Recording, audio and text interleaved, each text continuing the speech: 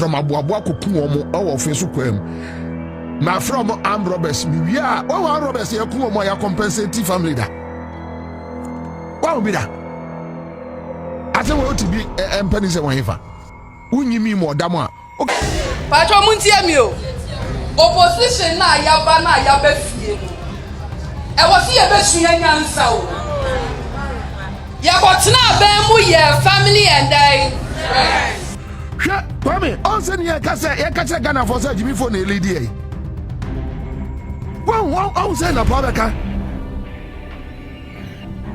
Now say look at all these big men. Surprise, you are very good answering questions, but today because you asked me a needless question. It's a question that you have an answer. Very, very no, it's not. It's not. You see, once you use the word worse, I have to interrogate it. You have to put me in an English class because this thing that you're doing. Richard, I'm just saying.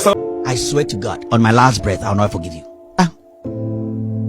I didn't want to say this. May keep you at the same way for some time now. Give me. Now we show empire de two now we cast president Jimmy Namsin to Onyimi Adi Akufo-Addo ye Onyimi. Now, the NDC has said I start a new dangerous agenda against Dr. Bawumia. Now, it's currently trending on social media. Share video no from your WhatsApp area. Check your comment section straight to the news.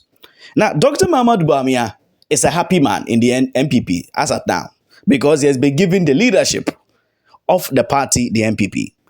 Onya winning a young there, Afanyo Markins, Wasuja, people are hinting there. He has to lose his position as the leader of the minority. And come on, I'm with that.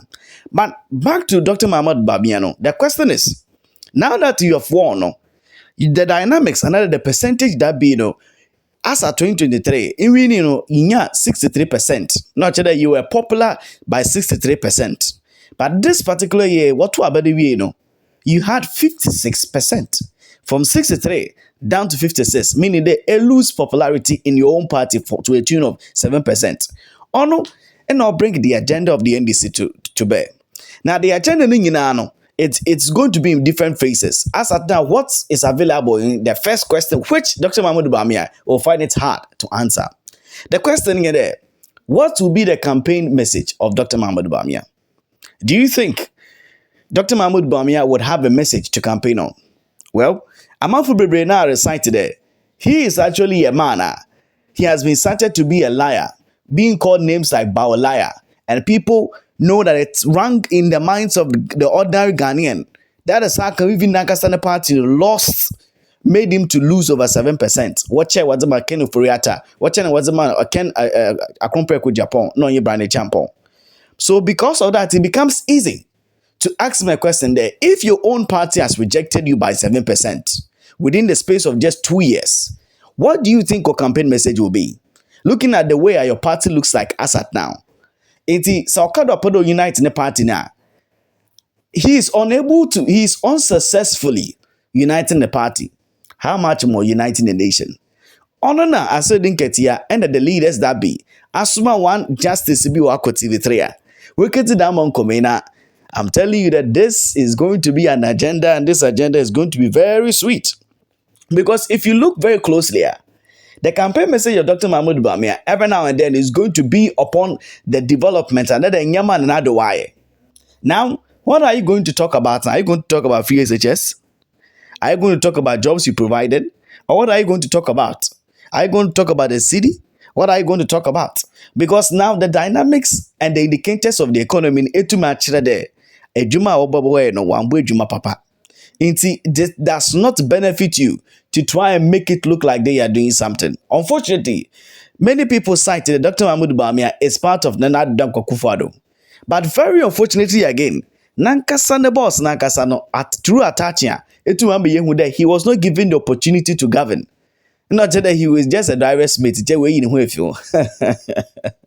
This is a laughter which comes from Justice on TV3. Because to him, it is very clear. There, you are just a vice president. You are unable to do your work. That is how come the people within your party are even going against you. Now, also very easy and cool chop. The videos of Ken Akompreko Japan will be used against Dr. Bawumia. Until he goes nowhere. Now, even to make matters worse, or cite the post, another the proofs which has been stated by Musa Dankwa, because on the CCR the post, no, virus CCR. The host was actually thrilled. He was shocked to the core. This agenda is going to be used against Dr. Mahmoud Bawumia. And this is just question number 1. You can take question number 2, no. Now, Mazdana share video from Mobile WhatsApp. It is obvious there is a divided position on this subject, and each side is very strong about his position, and the biases are obvious also. I don't think Kofi's biases in favor of Bawumia has ever been lost on any Ghanaian. Clearly, you can see the same thing for Martin too. These are people with two opposing views on the personality of Dr. Bawumia. Regardless of what you say, their views will never change. I mean, I change. I change. Not with regards to Dr. Bawumia. Yes. And the same thing not with Kofi. on this becoming Kofi would president. never change under any circumstance. Even if Bawumia, was to do the most unthinkable thing, his views will still remain the same. Over the years, I don't think that's what I've seen. It's not true. I don't think that'll be. I supported Nana Akufo-Addo very much. Yeah, but your support for Dr. Bawumia is unmatched. At least, I stay on principle. Thank God. So That's a I fair didn't point. need to respond That's to a that fair because point. you referenced to it. respond now, I don't follow people blindly. I follow principle. I watched Dr. Bawumia, saw how he conducts himself, and that is why he has my support, even though his boss has lost my support. If Dr. Bawumia tomorrow becomes Nana Akufo-Addo, you will hear from me. And he himself I think that's a very good point, a fair one on that. Good. Now, as to whether Bawumia can dispel all the negative narratives of the previous administration, I think that is an impossibility. I'll take us back to the 2008 elections. And in fact, as a matter of fact, 2000 election, when Professor Mills was contesting as the flag bearer of the NDC, and of course, we had John Kufuor for the NPP. Literally all the campaign of the NPP was bringing Jerry Rawlings at the background. There was no single campaign that the NDC ran without Jerry Rawlings in the shadows. In fact, it was as though the elections of 2000, the year 2000, was between John Kufuor and John Rawlings. Even though a flag bearer Mills was the flag bearer. Well, whatever the case may be, the whole essence is to point out the negative narratives, just so it gives you that unfair advantage. Yeah. And so it is normal to see that happening today. And so when Roxanne says that Dr. Bawumia is all the negatives that you can ever think of course it is true because of his association. And it is also true because that is what the NPP did when they had the same opportunity about 26 years ago. And so these are normal things that we should expect. Whether Bawumia can say that regardless of the situations at the time, he was able to perform and that he was not really in charge and so should be cut some slack. I do not think that will work. You said in the second term? Whether second term or whatever, the first term, that slack would never be granted him because... Why? By virtue of his position as a vice president, whether it was strategic to remain or it was for other reasons that he remained, Ghanaians would still remember him for what he did or what he did not do or what he could have done. That is how... So if you remember, in the last elections, I was on record to have said that the election was not really between Dr. Bawumia and JM. It was really an election between JM and Nana Akufo-Addo. Correct. That was the election that we ran.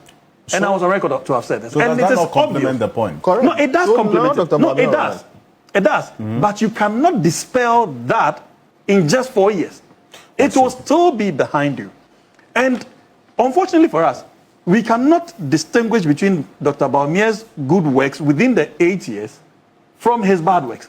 Because at every point in time, what you noticed was that Dr. Bawumia was advancing arguments regarding what all that good that he had done, his association with that administration. I remember he campaigning, for instance, on the banking cleanup exercise.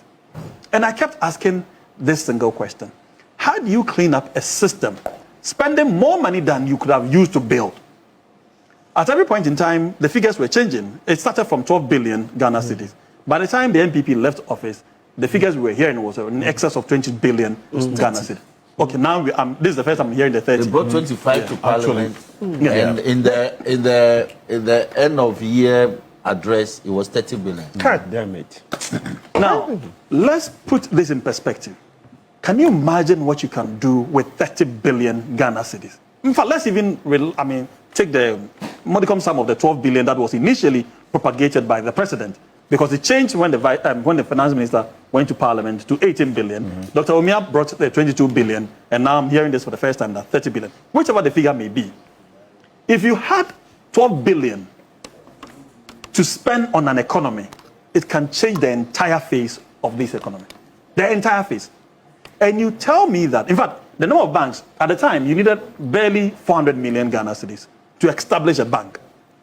And you spend in excess of 30, multiples of 30 of that amount to clean that bank. How much would you spend to build a new bank? This clearly makes no sense whatsoever. Okay.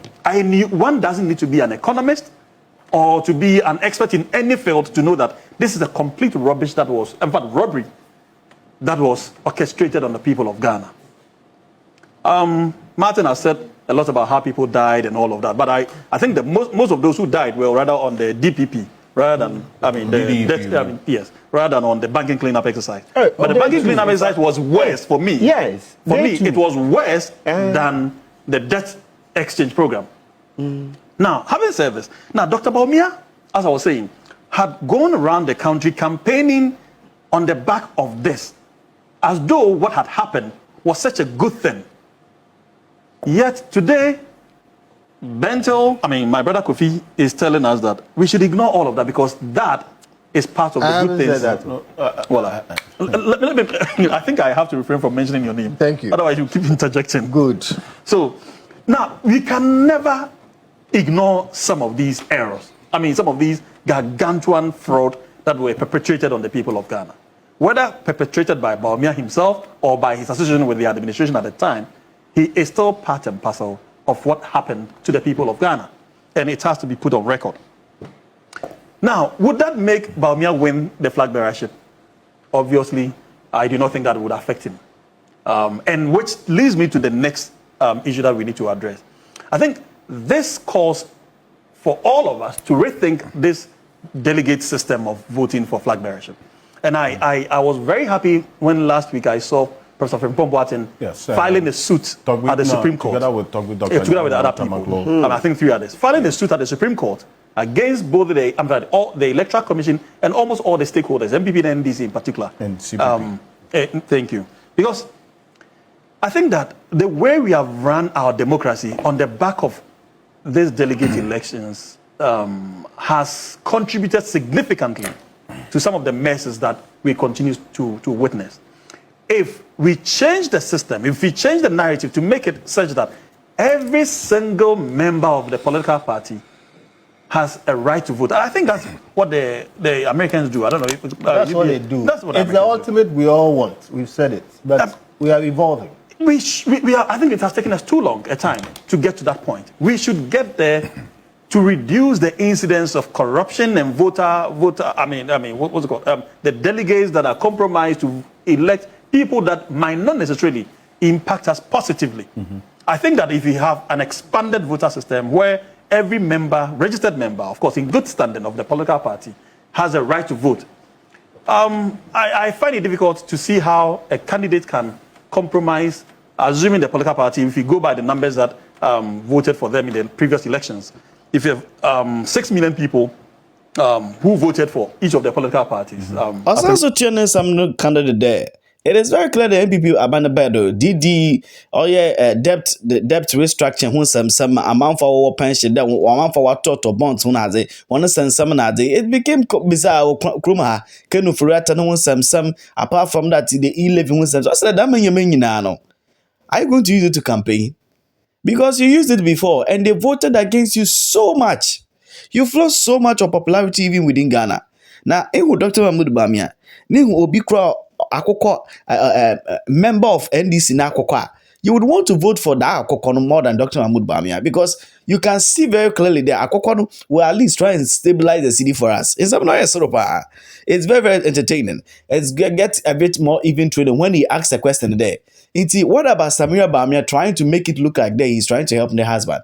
Why? When you that what the husband is doing is actually disgracing the entire family, the family lineage. I find it difficult how a candidate can compromise 6 million people in order for him to win the flag bearership. Because if that cannot happen, then we are likely to have a sanitized system where the person who is ultimately elected the flag bearer would be a true representation not only of the political party, but also of the generality of the Ghanaian. And so when such a person comes into power, chances are that that person would better serve our interest than serving the kind of interest that does not adhere to anyone's benefit. Right. Because it's our collective good that we should be looking out for, and not the parochial interest of a particular individual or of the centralized system where whoever, the leader of the party at a point in time, whether by way of a president or by way of a party chairman or a secretary, thinks should be the flag bearer, becomes automatically the flag bearer of the party. That contributes to the corrupt nature and sometimes the rot that we witness at the national level. So I think that we should support this. And I would call on the political parties not to wait for the outcome of the spending suit before they reform. The reform must begin now. Right. And I think during the week, I saw something from the NDC side calling on all members in government who intend contesting for party offices to resign. Now, that is a good call. I know these have been the system for most of all the political parties over the period. But it should start from there and decentralize into allowing every single member of the political parties to vote in determining who becomes the next leader of the NDC and indeed of the NPP as well. Okay. Now, the way you are cutting me, Martin had about an hour speaking. I have been talking for barely 20 minutes. I'm already Thank you. I applaud you. That's a good one. I applaud you that. Don't. Yes. It's unfair. Good. So now, the point in fact, what I was driving into is, would Bawumia be able to win the elections after the flag bearership? Now, that